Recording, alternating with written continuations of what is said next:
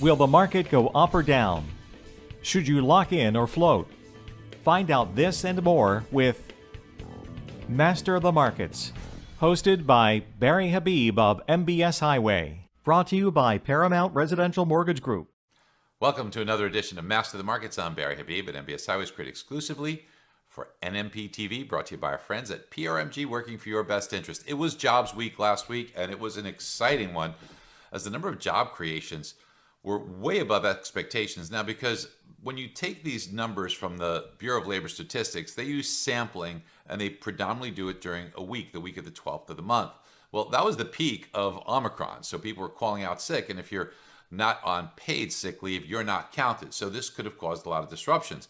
And it was thought that this number could be anywhere in the range from, get this, 1 million job losses to 150,000 job gains. That was the estimate.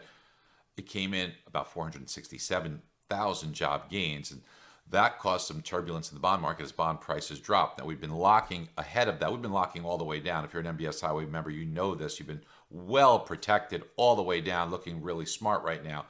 The thing is that we also got the survey, that's the household survey, where they call people. There was 1.3 million jobs gained in this particular survey, but people came back to the labor force in droves, 1.6 million of them. That caused the unemployment rate actually to rise from 3.9 to 4%. The big thing that hurt the bond market was hourly earnings, and that was a jump on a year-over-year basis from 4.7 to 5.7%.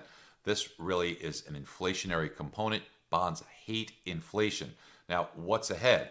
Well, with the 10-year Treasury in the 190s now, we are looking at a very big auction this week on Wednesday, 1 p.m. Eastern Time. Now, the last time we were meaningfully above these levels, you'd have to go back 2.5 years ago. So you might be thinking, oh, wow, with these elevated levels, investors might be saying, let me get in there and do some buying, and that could help yields, right?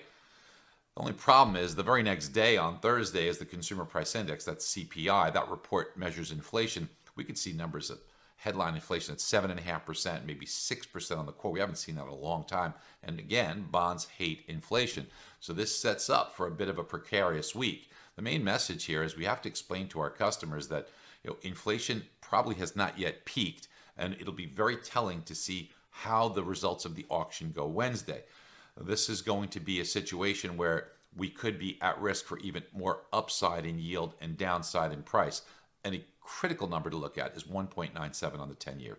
That is in technical terms, that is a 0% Fibonacci retracement. That's a full retracement on the Fibonacci's. That's the highest that we've seen in yields in 2.5 years. If we break above that, that's a whole new ball game. And these yields that you're looking at now are going to start to look attractive to compare to what could be if the 10-year breaks above 197. Listen, don't leave yourself open in these volatile times. And if you're hurting for business, MBS Highway has so many tools that will help you do actually more refinances and win more purchase business and get more referral sources. Why not?